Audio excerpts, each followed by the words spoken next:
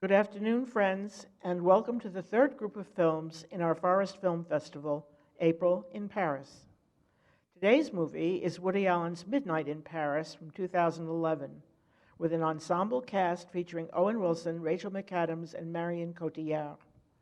The film is an homage to the city of Paris and the culture that flourished there between the First and Second World Wars, which Ernest Hemingway described as the world of the lost generation in his memoir, A Movable Feast, published 1964.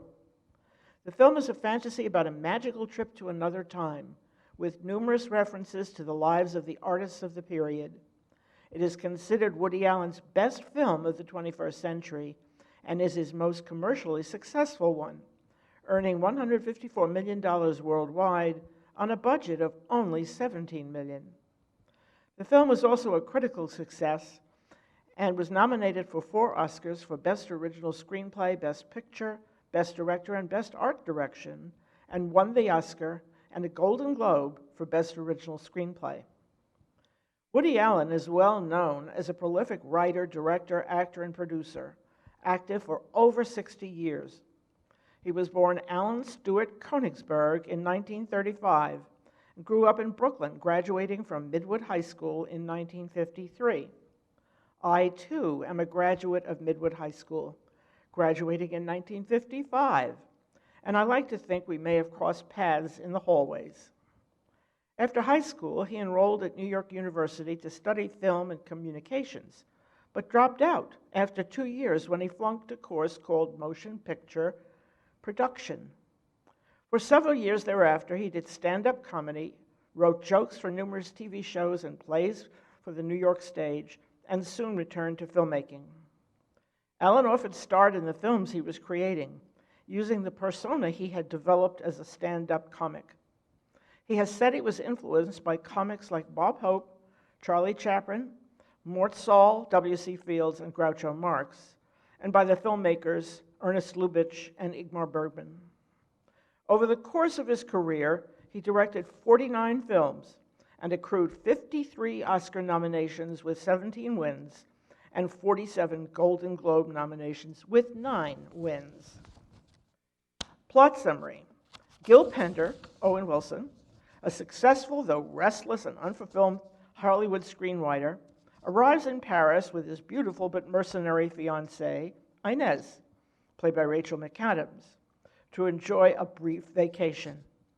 Gil has always admired the city of Paris and has even fantasized about moving there. But Inez nurtures dreams of living in Malibu in a beach house with a pool. Gil and Inez take to going out, each of them on their own, to see the city. Every evening at midnight, Gil joins a group of revelers who mysteriously appear in an antique car, decked out in 1920s dress, and they invite him to join them in drinking and carousing at their favorite haunts and introduce him to numerous glitterati. Among the people he meets is a beautiful French woman named Adriana, with whom he falls in love. Together, Gil and Adriana travel further back in time to the Belle Epoque and to Versailles in its heyday. The time comes when Gil must decide which world is the real one and which is only a dream. Allen usually writes his screenplay first for a film, then seeks out an appropriate name to match. In this case, he reversed the process to fit the title he'd already chosen. He imagined the character of Gil as an Easterner, but when his casting director indicated a preference for Owen Wilson, Allen rewrote the character as a disillusioned Hollywood screenwriter. The screenplay for Midnight in Paris bears similarities to Allen's 1977 short story, The Kugelmass Episode. Some critics also think that the film was inspired by a real event known as the Moberly-Jourdain Incident of 1901, in which 2 academics from St. Hugh's College, Oxford, Charlotte Ann Moberly and Eleanor Jourdain, claimed to have taken a time trip into pre-revolutionary France at Versailles. Midnight in Paris was shot on Allen's typically low budget in only 35 days. Many familiar sights are shown, including Notre Dame Cathedral, Montmartre, the Parish Opera, Sacré-Cœur, the Panthéon, the Ile de la Cité, the Pont d'Alexandre III, the Bristol Hotel, dinner on a Bateau Mouche, and Shakespeare and Company, the famous bookshop where the Lost Generation hung out. Additional filming was undertaken in Versailles and Giverny. Allen likes to film in warm-toned settings, feeling that such colors make his actors look more beautiful. This was the first of his films to go through a digital intermediation, a motion picture process which involves digitalizing a film in order to better control color and other image characteristics. The film's designers highlighted Vincent van Gogh's The Starry Night as the top half of their movie poster, which shows Gil strolling through the streets of Paris beneath Van Gogh's starry sky. Fun facts about the film.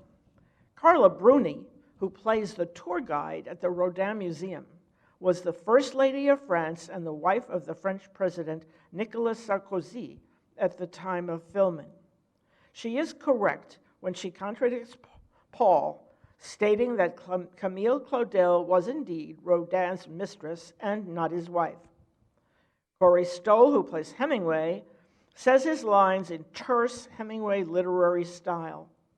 Tom Hiddleston, who plays F. Scott Fitzgerald, was unaware of the film's time travel theme until he met Owen Wilson on the set and observed that Wilson was not in 1920s period dress. This is because of Allen's habit of providing his actors only the script pages with their own lines, not copies of the entire script. The story which Gil discusses with Buñuel is really that of Buñuel's film The Exterminating Angel, 1962. In Gertrude Stein's atelier, the portrait over her shoulder is Picasso's portrait of her from 1906.